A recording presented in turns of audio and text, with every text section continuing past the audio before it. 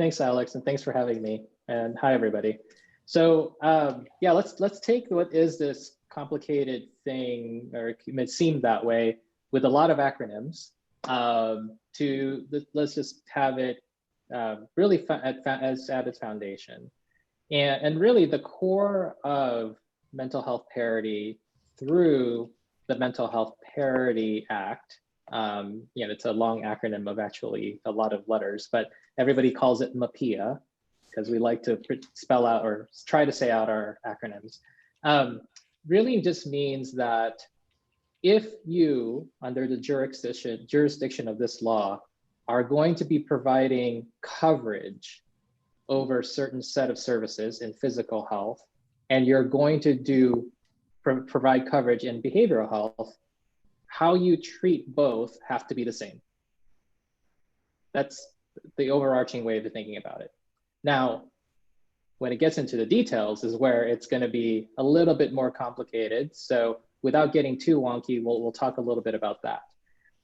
Then, because the next question is, great, all right, so what do I equate how do I equate certain services on the physical health side to certain services on the behavioral health side? So things that are relatively straightforward, hospital care on both sides, sure. I guess the details is where it's going to be a little bit more complicated. So I'm hearing something there. We'll talk a little bit about that. Then, because the next question is, great, all right, so what do I equate? Oh, Alex, I'm hearing some echoing. How do I equate certain services? Me too. Okay, there we go. Sorry about that, folks. But then the other, an outpatient treatment is going to be equivalent to outpatient treatment. But what is intensive outpatient? How do we equate that into what on the physical health side? What does residential treatment equate to on the physical health side? So a lot of the work when MAPIA first came out was just to start building out those equivalents. Now there's also the concept of things where we can put a number versus practices that aren't so, can't be encoded in just a number. So in technical terms, these are the quantified treatment limitations versus the non-quantified treatment limitations. And of course, since we love acronyms in healthcare, in particular in parity, the quantified treatment limitations are QTLs and non-quantified treatment limitations are NQTLs. I'm not going to repeat that going forward. We're just going to talk about why they matter in the first place. From a parity perspective, the quantified stuff, we'll just say, where we're going to compare either the physical health side as well as with the behavioral health side, that's actually easy. That's in the world of how much does the person, the member, the plans call their covered folks who they cover members. Generally, we call them patients, providers. But essentially, how much is that patient going to pay out of pocket? Is how much from a co-pay perspective, a co-insurance, that sort of thing. If there's going to be any kind of session limitation, for example, is that going to be the same on either side? So if I'm going to limit the number of physical therapy sessions someone has on the physical health side, am I doing that similarly? The principle being that not one side is more restrictive than the other, right? They're all going to be the same in terms of how you have leveled them. So that's the quantifiable stuff because there's a number, and it's frankly a lot easier to show. Just imagine too that pricing in terms of the rate in which someone is paid, a provider is paid, right, usually based on a code, is also part of that. We'll talk about that a little later because that gets interesting in terms of how those rates get buried and all that fun stuff. And so Alex and I will delve definitely deeper into that. But there's this other area, and frankly, that's the harder area. That's the area where it's not about the numbers, but it's about the practice, the setup, the framework. What does that mean in more concrete terms? Well, it's how, say, the health plan, the health insurance company does utilization reviews. So, or whether they do them. So for example, let's do the residential treatment level of care. On behavioral health side, the equivalent in the physical health side is skilled nursing facility treatment or that kind of level of care. Both are 24/7 housing. They're not hospital, but they're definitely a higher intensity level of care. Someone has to live somewhere in a confined setting. So residential substance abuse treatment, for example, would apply. Yeah, exactly. Or So that residential equals to mental skilled health. nursing. Yes. Oh, Or interesting. residential eating disorder. Interesting. Yes. So those would all essentially be equal. There's a whole set of charts the health insurance plans have to give to their regulators to figure out what is equal, what isn't equal. And so let's say that, that we'll take that. And let's say a health insurance plan is doing your typical utilization management. They're applying criteria for residential treatment for substance use disorder. They're definitely calling you as a provider every 2-3 days to get the clinical information to tell you yes, no, how much more time do we have left for that individual. I'm sure many of you can relate to that experience, or your teams can. Now, on the physical health side, that health insurance plan has to be doing the same thing for their skilled nursing facility level of care. Now, there is a practice that sometimes for skilled nursing, there really isn't utilization management. It's sort of the monitoring for what is known as the exhaustion of benefits, because for certain things like Medicare, you have a limit of about 100 days of skilled nursing facility treatment, for example. And so, it might just be that they're ticking off the number of days. So you can imagine there's a disparity there because there is no utilization management if you're just ticking off the number of days. And so that's lack of parity, and plans could get into trouble because of that, from a practice of how is it that you're providing oversight perspective. So that dovetails nicely into the next question. But since we have folks joining recently, just to reintroduce, Dr. Chris Esguerra is a psychiatrist. He is also former director of almost all health plans, former senior medical director at Blue Shield of California, former senior medical director at Magellan, leadership roles at Kaiser. He is also a Care Notes expert network participant. He has his undergraduate training at USC and his medical school training at USC, and a master's in business administration at University of Massachusetts at Amherst. Dr. Esguerra is actively involved in social determinants of health, behavioral health, and essentially is spearheading market initiatives. And we're having this session to educate providers, especially behavioral health providers during this national pandemic, how best to continue to be in business using existing kind of regulations or statute such as parity. And so, Doctor, I'd like to kind of go into, as a provider, how would I begin to think about parity issues? How would I raise a concern, a parity violation concern? How can I hold the health plan accountable? Right. I'll say that as a provider, talking about sort of the big picture about parity and how the health insurance plans are regulated. They're regulated by their state, usually Department of Insurance or Department of Managed Care, things like that. And just to note that self-insured plans, such as for large companies that do this, aren't regulated under this. They're regulated under the Department of Labor. Would you, I'm sorry to cut you off, but yeah. Self-insured plans. So what type of plans are those? Would you Yeah, so self-insured plans are usually those that are set up by large employer groups. Mm-hmm. So think like a Google or an Apple, and instead of them partnering with an insurance company to provide coverage for their employees, they set up and fund themselves and purchase a variety of services, whether directly with providers or just for a variety of other tasks. That's not regulated in the same way as a health insurance plan, like a Blue Cross Blue Shield or an Anthem or a Centene or things like that. So they're different. How would a provider know which is which? So how would a provider identify which what plan is self-insured versus individual or group market, or any other type of line of business that would be applicable? Right. So the challenge there really is, well, I mean, a way to think about it would be your traditional sort of insurance plan names that you know out there. Think like United or Cigna or Aetna or things like that. Those are going to be selling traditional insurance products.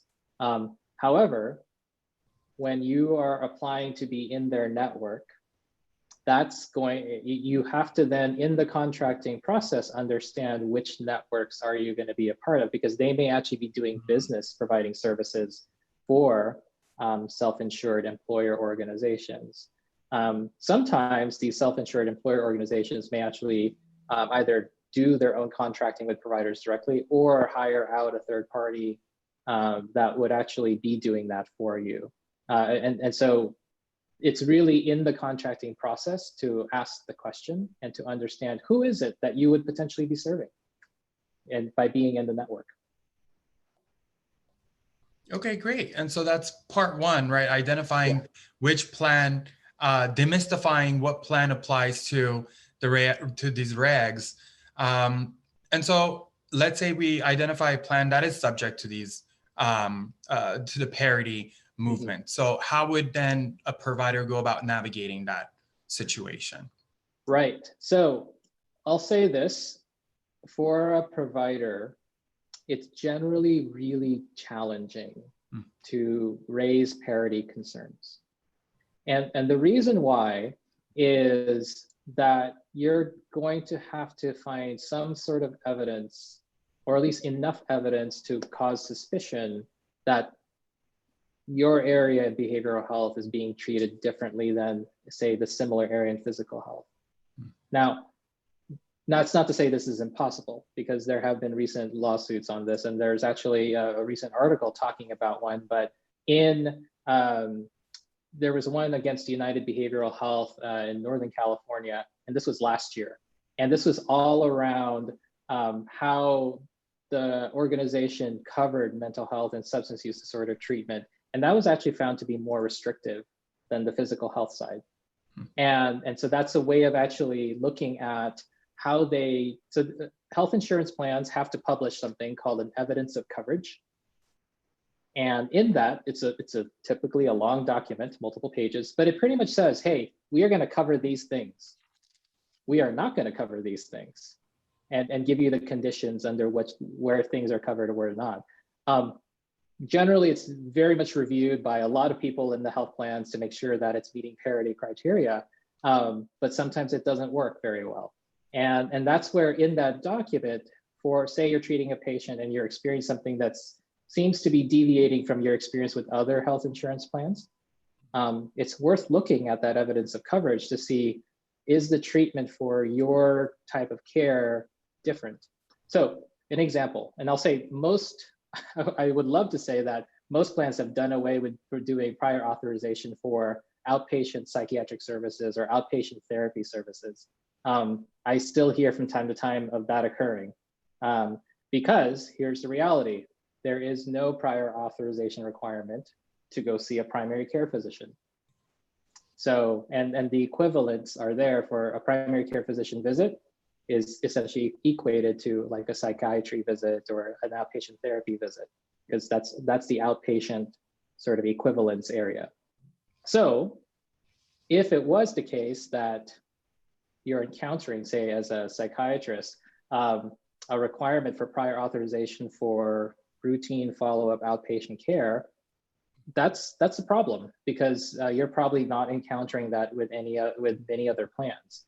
So that's something when you're noticing that there's a difference in that treatment. Gathering that information as well and understanding those equivalents is going to be really important. And so usually the complaints, you would file it with the state regulator for insurance in the various states, whether it's Department of Insurance or Department of Managed Care, some equivalent of that. And we'll post some resources, everyone. So we have a series of links there's a lot of information out there, a lot of resources out there, and we'll post so that you can access. Now, a question that we're getting here, we're getting a lot of engagement. So one of those questions that I'm seeing, and is pertinent, is around physician assistants. So essentially, and you nod your head, this is a huge pain point where on the medical side, PAs are paid for. Mm-hmm. It's a natural thing. Okay, here's a PA. On the behavioral health side, they're not. It's like the huge glaring, I don't even want to get started. Please calm me down. Yes, let's talk you down. Well, no, there isn't a talking you down, because that is one of the unfortunate realities. So think of it this way. I recall even, and this isn't that long ago, of working to convince internally that nurse practitioners should be brought into and therefore paid on the behavioral health side, from a network perspective. Lo and behold, we've still kind of forgotten about physician assistants as well. And on the primary care side, it is very well normal for, say, a physician assistant to be a rendering provider, and then, of course, billing under that primary care physician, right? Ostensibly, and this falls under that whole, it's not a number, but it's a practice that's allowed, that non-quantifiable treatment limitation piece, that from a network perspective on the behavioral health side, that yeah, physician assistants should equally be able to do that given qualifications and under the appropriate supervision and all of those things. And so, yeah, that's one of the clear glaring parity pieces right now. And I think there is some work to be tackling that one. But I'm surprised actually that it's only relatively recently I've heard rumblings about it. Yeah, I was rumbling right before this meeting as a person responsible for operations over thousands of patients. Won't name names right now, but there are issues around physician assistants and their reimbursement in the behavioral health side. Mm-hmm. And I feel like that's underappreciated given the shortage that we have in behavioral health.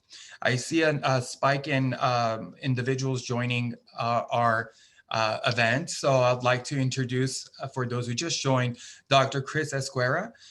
Dr. Chris Esguerra is an expert in this industry.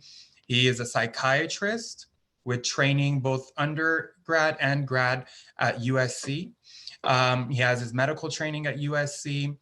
Beyond academia, he was a former senior director, medical director at Blue Shield, former senior medical director at Magellan Health, has held many leadership roles from Health Plan of San Mateo to Kaiser Permanente, and really has a national reach and coverage in many markets. And so Dr. Esguerra has been very active in his prior role at Care First Blue Shield, where I had an opportunity to meet with you. He was really educating the community on social determinants of health. So he really takes a holistic view. But the issue that we're having right now, and the issue that kind of sparked this conversation, is that now we're in a national pandemic, right? And their mental health, we're just ravaged.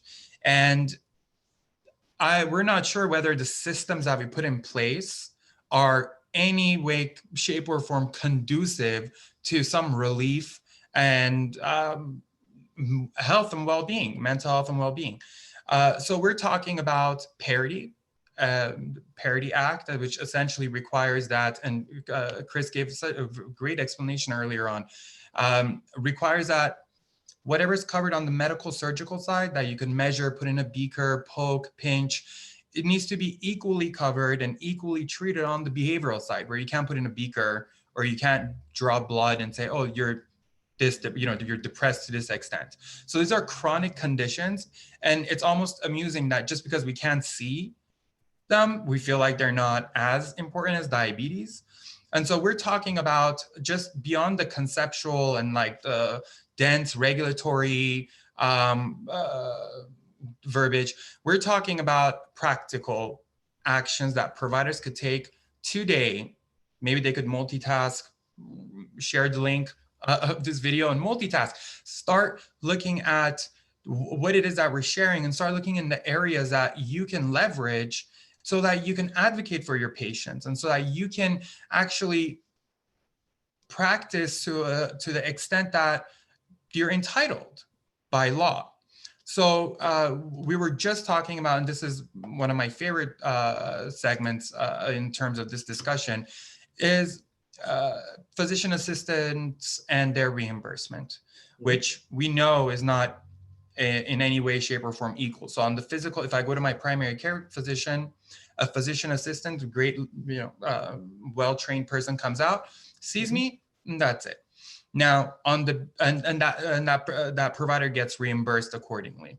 However, on the behavioral health side, a physician assistant can even not be contracted or credentialed with a given network.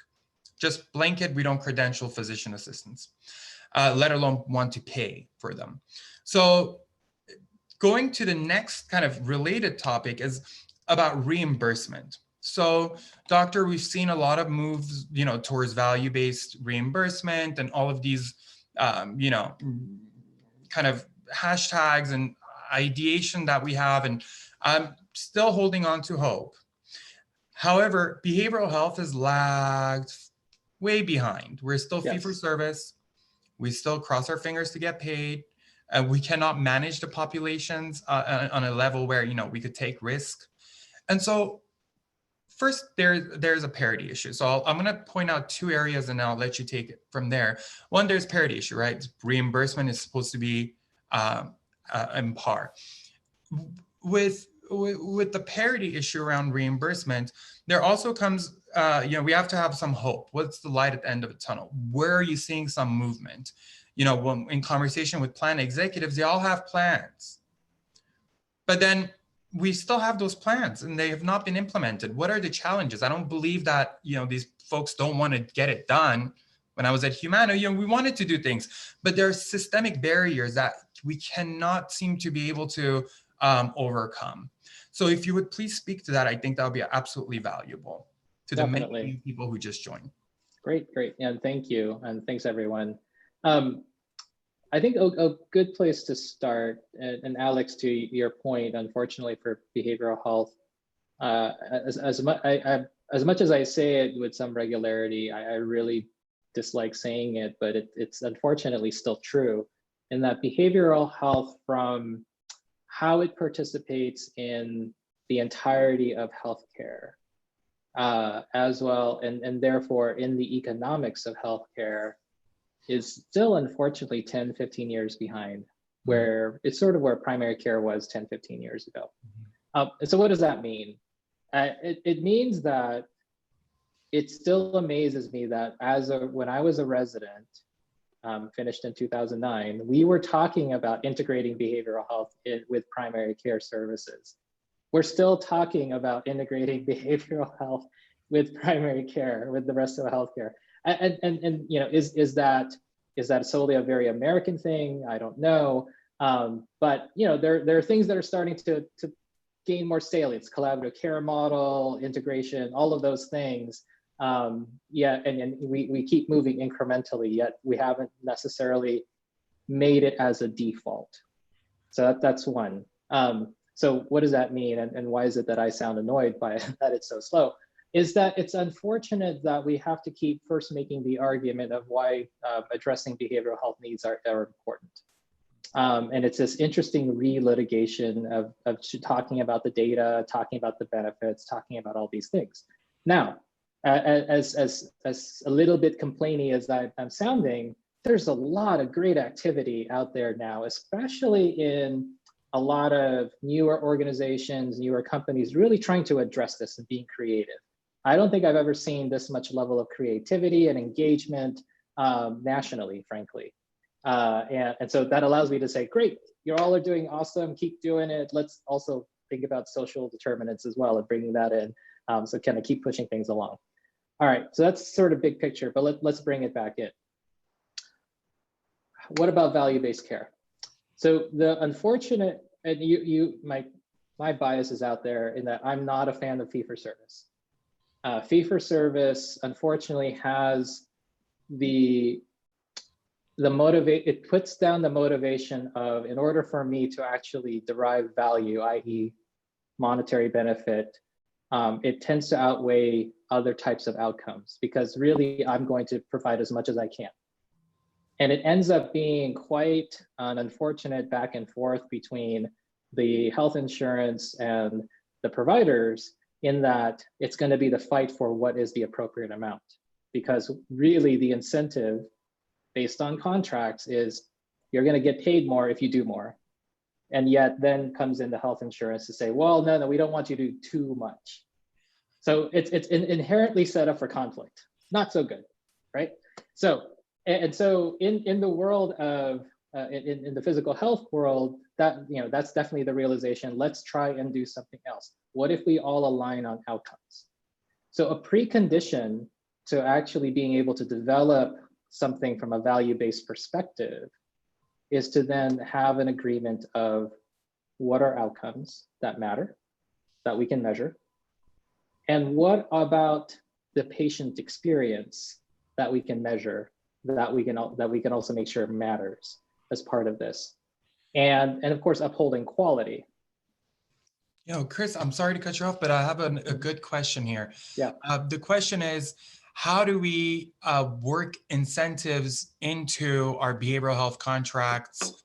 And I think the question is coming from, for example, primary care will get an incentive for managing all these conditions. Yeah. We're doing an initial, annual, but then on behavioral health side, I have not seen such a thing in a contract on a behavioral health side. Now, I don't know everything by any means, and that's why you're here. But how do we respond to this person's question? It's a wonderful question. And I think this is where providers, we need to be stronger in knowing what are already the established outcomes that are there, that we don't have to reinvent, because they exist. So if we look at NCQA, so it means something, and I'm going to make sure I look it up and don't mess it up. Council Quality Assurance. Thank you. Yes. So because I apologize already from the beginning, but I'm going to just state a couple of acronyms. So National Committee for Quality Assurance has HEDIS measures, HEDIS, right? And the nice thing is, and HEDIS stands for Healthcare Effectiveness Data and Information Set. Does that mean anything? Not really. Just know that for most of healthcare, health plans are measured against this. And then similarly, the health plans work through their networks to make sure that these are outcomes that their network is performing. So what does that mean? There are measures from preventive care. Our kids going in for their well child visits, our kids getting their immunizations, our seniors getting their flu shot, for example, right? Then there are treatment type measures. So if you have diabetes, are you getting your blood test? If you have diabetes and you got your blood test and it's high, is there work to bring it down and get it better? Because ostensibly you're going to be healthier. Now, I'd say this really more so in the last 4 or 5, 6 years, there are behavioral health measures in there. There's initiation and treatment engagement, as in when someone is wanting treatment, can they get in to that appointment? Can they then get subsequent appointments thereafter? And so there are specific ones for alcohol and other drugs. There are specific measures around treatment for schizophrenia, for ADHD, for depression. The thing is, I would love to have providers be very well versed in that, using that, measuring themselves, and being able then to present that as part of a contract negotiation engagement and saying, hey, we can help you with this because here's how we perform and here's our quality of care. And that's the value that we bring, and be able to have a much better position to have those discussions. And the other piece, frankly, and as I recall this, and this is still very important, in working in the plans, that we really cared about hospital readmission rates, as well as follow-up after hospitalization. And so when someone gets hospitalized for a behavioral health condition, we want to make sure that they're going to get to see a provider within 7 days, because we know the evidence is just by doing that and essentially catching them out at the back end and getting them connected back to outpatient care is a really good thing, because they're not going to go back to the hospital. That means they're going to continue in their recovery. So this is, again, an area that I've personally encountered challenges. So yeah, we at Inside Choices, it's a larger group, behavioral health group, and we do track our outcomes. And a very nice, document with many metrics have been presented to many plans. And essentially, the challenges have been twofold. One, the plan isn't tracking the information somehow. And so, we could show up with whatever chart and, cute infographic, but if the plan isn't tracking that, then what is, how are they going to incentivize? How are they going to pay out? Is it that they're going to take Chris and Alex's word and say, yes, we reduced your costs and pay us to shared savings? It seems like another administrative burden for which we're not being reimbursed. And two, cost share. So for example, commercial patients have cost share. So if a patient comes out of the psych hospital and then you're wanting to follow up within 7 days, let's say, and then you're sending the patient a bill for the cost share, so it kind of, how are you going to collect from that patient? Hey, I know you just came out of a psych hospital. I want to get you in 7 days before, and you have to pay $100. Or wait, you haven't met your deductible. Actually, it's like $200. Right. You want to follow up. It just seems almost abusive.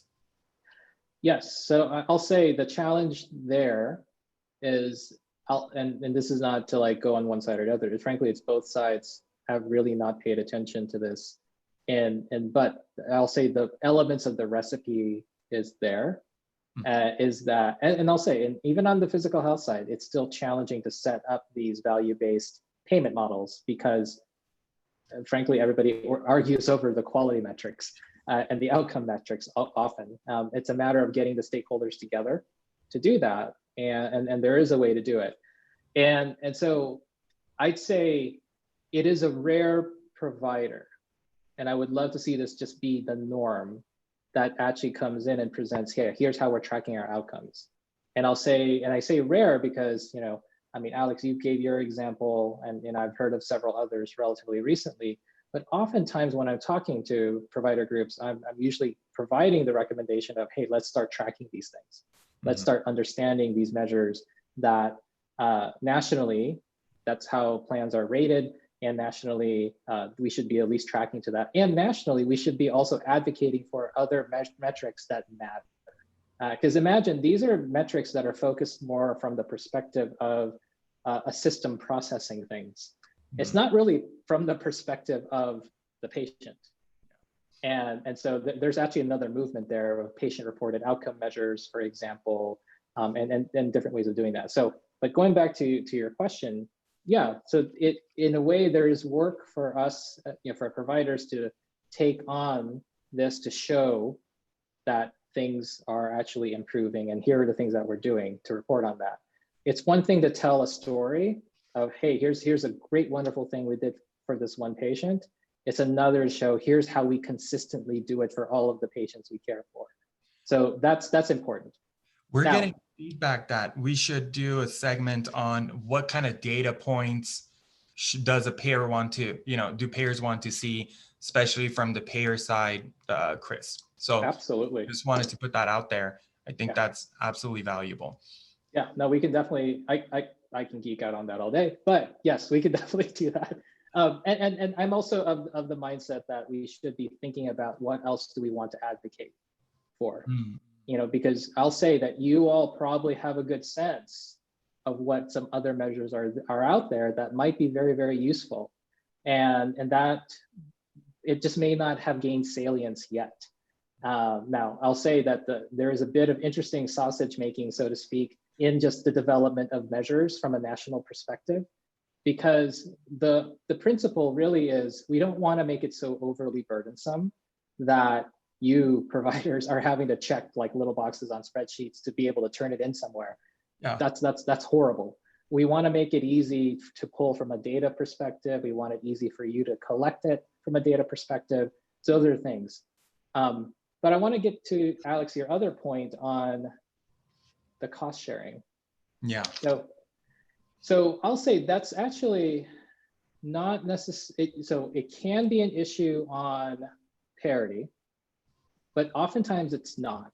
Because again, so cost sharing, co-pays, things like that, those are that whole, it's a number, and the plans can then figure out, hey, are my numbers different between the physical side versus behavioral health side?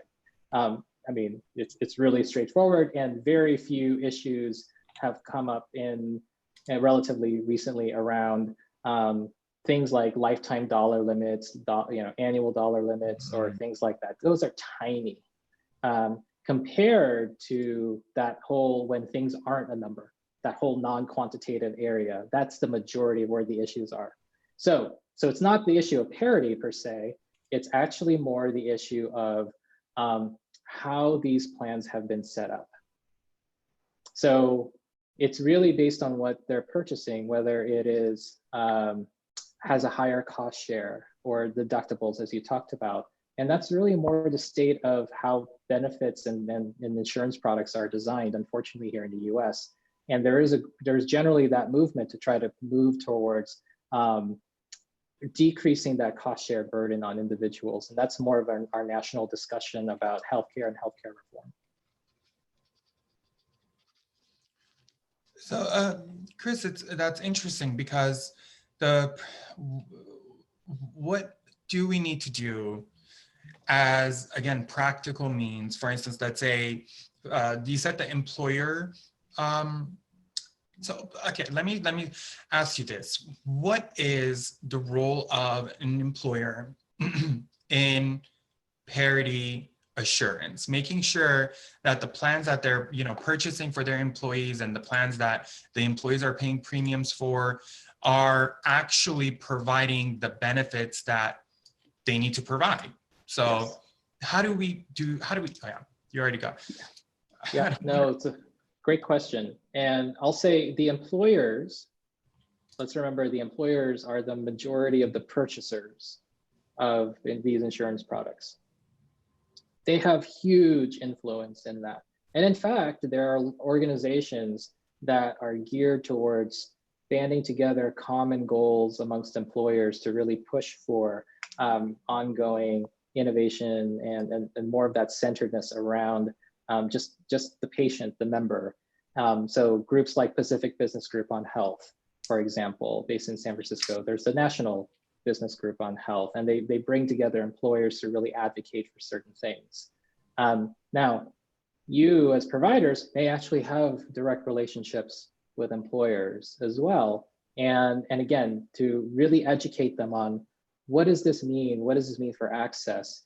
I'll say that it's only been relatively recently that I've started to see more education geared towards employers about the costs of untreated behavioral health conditions for their industry.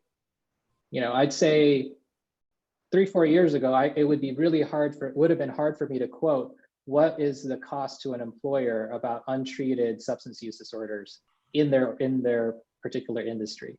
Now we have resources, say, in construction, if you employer do not have coverage or are not addressing proactively substance use disorders in your employee population in construction, not only will you have, I believe it's about $20,000 in healthcare per person for based on prevalence, but you'll have an additional 20,000 plus based on missed work days, absenteeism, turnover, all of those things. We can now quote that.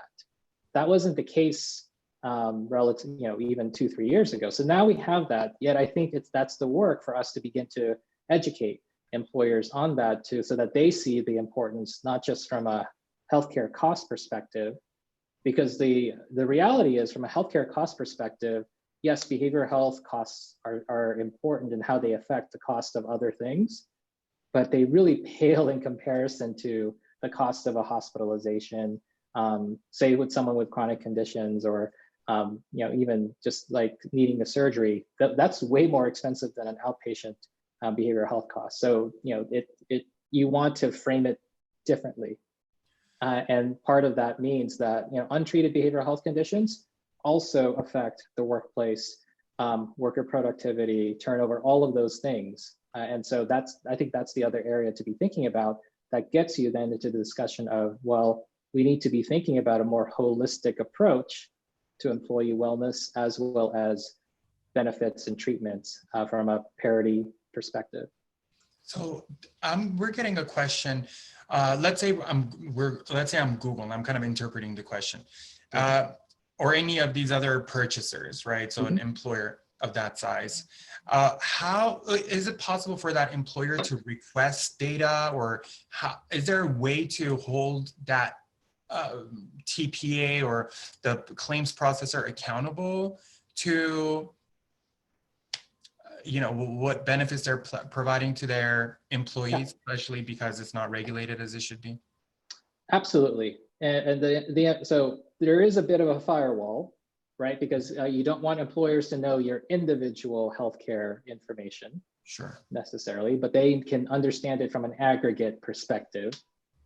So that way they have a sense of knowing, who's using what for what reasons, what's the prevalence of certain conditions and all that stuff.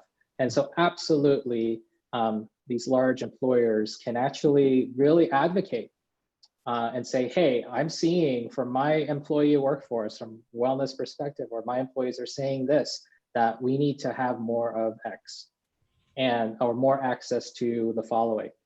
And that those are negotiations that tend to happen. I recall, would have been a couple years ago, CalPERS, major retirement system in California. And this is, of course, during the time when the opioid epidemic was really getting more and more salient nationally.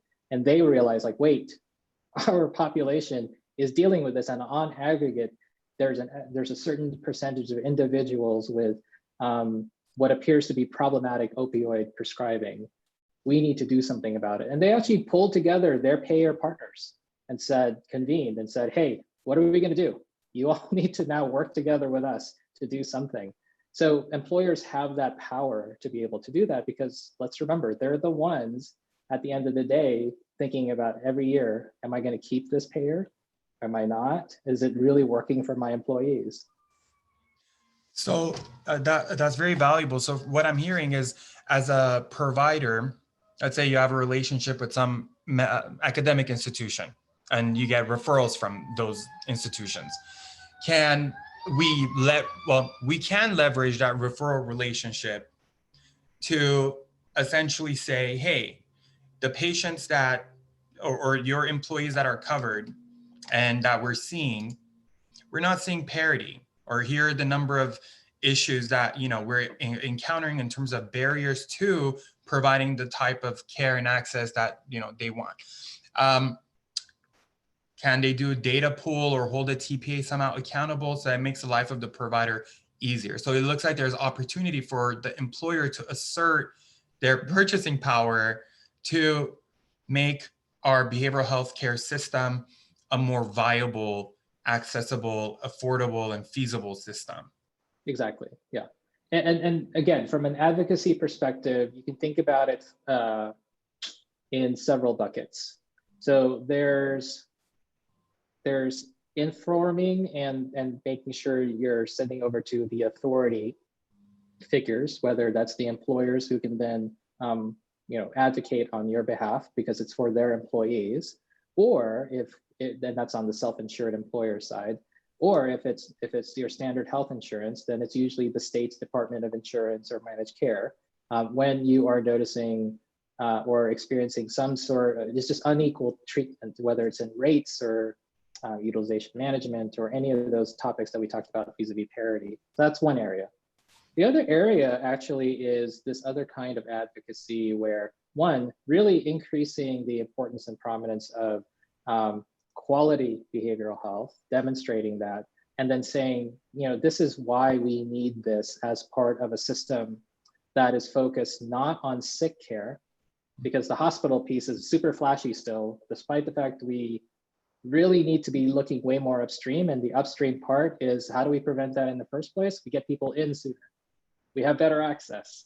We treat them well, and we get them to feel better, right? And actually alleviate their conditions, get them onto recovery. That means earlier access, networks that actually are able to accommodate. So in thinking about it from that preventive perspective, it's a different kind of value proposition discussion overall. And how is it that we do that? I think we need to, again, in behavioral health, really begin to articulate that in a much more cohesive, impactful way. We're really good at storytelling. What I would love to see is that we start bringing in all the quality pieces as well. Yes, I'd love to see all the marketing dollars that are spent on these nice banners and hashtag quality, or and now we're fully integrated, actually spent on the resources that it takes to implement. And that's something that will continue to bother me until it changes, because we have a lot of stories, we have a lot of posts and blogs and ads, but when rubber hits the road, and when the provider is trying to stay in business, get reimbursed, it's hard. It's hard. Yeah. It's non-existent. So what are the escalation pathways within a plan that a provider can exercise? Let's say the dispute resolution process is either unclear, or there is some barrier to getting past that, person on the phone, that rep or that specialist who sent you a letter, and they're not connecting you with their supervisor. Right. Yet you are literally every single day, you are hurting because you have to comply with some strange utilization management, or prospective review at 100% of all patients. So these bizarre measures and mechanisms, that how do you, at what point do you go to the regulator? So how many levels are you supposed to escalate? How many names are you to Google? Are you supposed to contact the executive via LinkedIn? Like, how do you escalate before you go to regulator? Right. So what I would say is, again, having been both on the provider and the plan side, it starts with making sure that you have at least an existing relationship with your network contact. Oftentimes, what I've noticed with providers is that they sort of kind of know who they talk to get a contract, and that's it. So really think of it as a partnership, and start to treat it as such. Because I'll say where I've had really successful relationships, and then I'll talk about a little bit, recalling my experiences at Magellan, where the providers came in and wanted to have a discussion, both at a clinical quality level, as well as how do we partner with you to cover what you need covered. So they were willing to hear and listen to our pain points as a plan, and we were willing therefore to listen to how is it that we could work better with them and address their pain points. So that to me made for more interesting partnerships, and actually allowed us to pilot, I'd say, one of the very few value-based payment models that we had to see around preventing recidivism and relapse in substance use disorder treatment. Wow. And so I haven't seen that since, unfortunately, but it started with those types of discussions. And I'll tell you what impressed me as a medical director at a health plan was really more about, hey, we've been tracking our outcomes. We have this database, and I knew it really didn't take that much more work for them. I'll say this is great opportunities for interns to actually really do some of this. I've helped some organizations that actually use interns, summer interns, things like that. It's a great project. To just really start bringing this in and say, hey, here's what we're doing. Here are some of the outcomes. Here's why you really should like us. And of course, especially if you're going to be talking to the medical directors, we're by definition going to be data geeks about this stuff, because it's speaking both to the analytic portion, but also just the patient outcomes portion. And that matters. And so to hear those and have those types of discussions are very powerful. Another equally powerful discussion is, hey, we're able to cover this area for you. Do you have any other areas where you have challenges with coverage? We might want to partner with you to see if that's something that we can help you with. And those were also very important, especially when, when we're talking about network coverage, I mean, health plans know generally on paper they're okay, but they really know internally where they might be hurting, usually more rural areas, for example. And so being able to be creative and providing access in different ways. Of course, now with the pandemic, telehealth is the big thing. Understanding though that even with rural areas, not everybody has Wi-Fi, not everybody has access to being able to get onto a video. So, and I think having those kinds of discussions really call the attention of the plan to then want to have more partnership type, co-development type discussions. That's very insightful. I think some of our next sessions will be what impresses the medical director to plan, and like a 15-minute or 30-minute tip to help bend the learning curve on the provider side. We have a number of new entrants into the market, especially from the technology realm. Yep. And we want to make sure we're good stewards of the healthcare system. And at the end of the day, we leave this world better than we found it. And so we're in better hands with our coalition, with our network.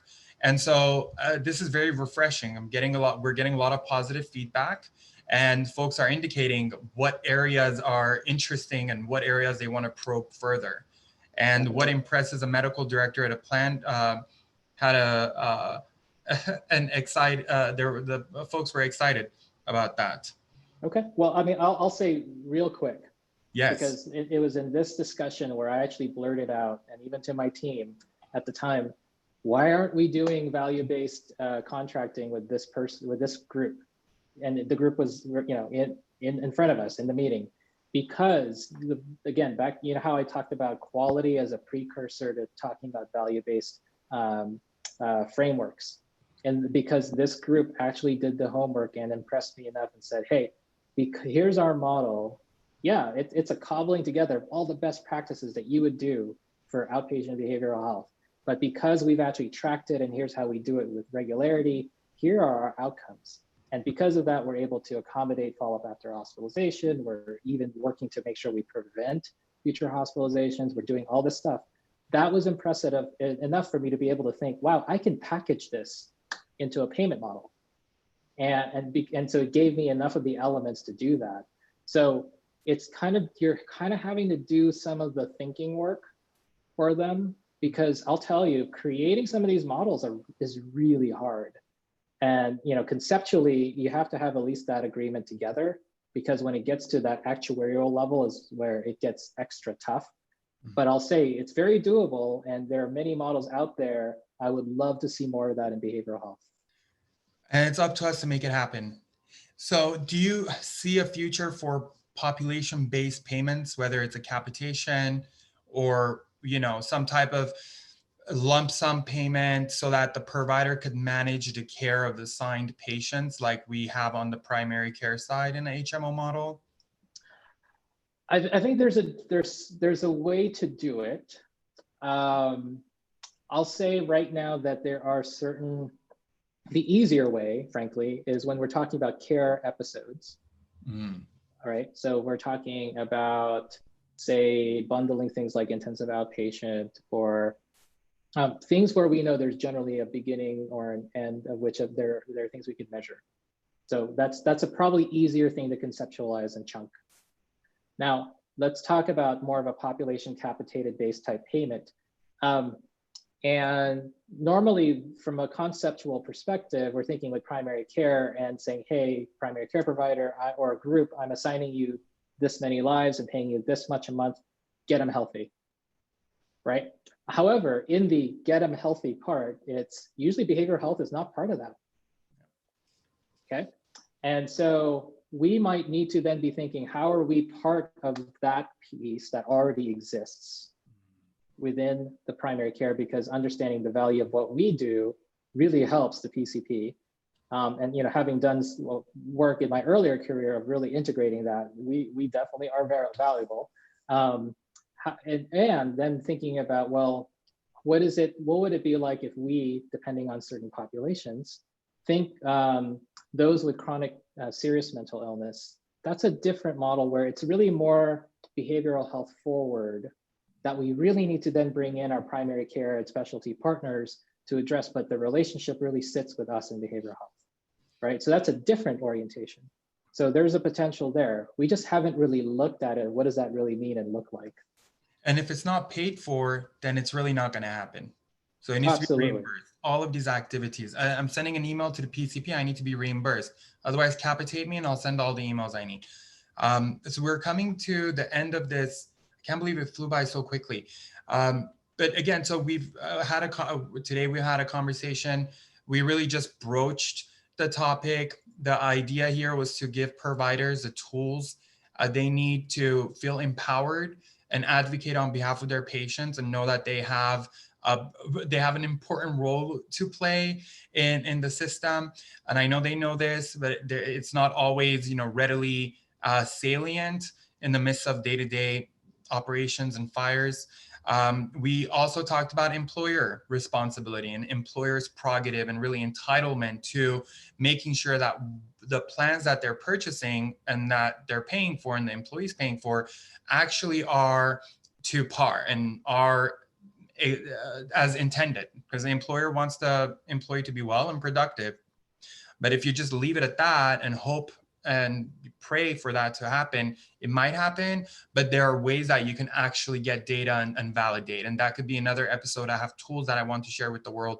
And these are templates, you guys. You submit the template to your purchaser, to your payer, to your plan, and then they should be able to generate some responses.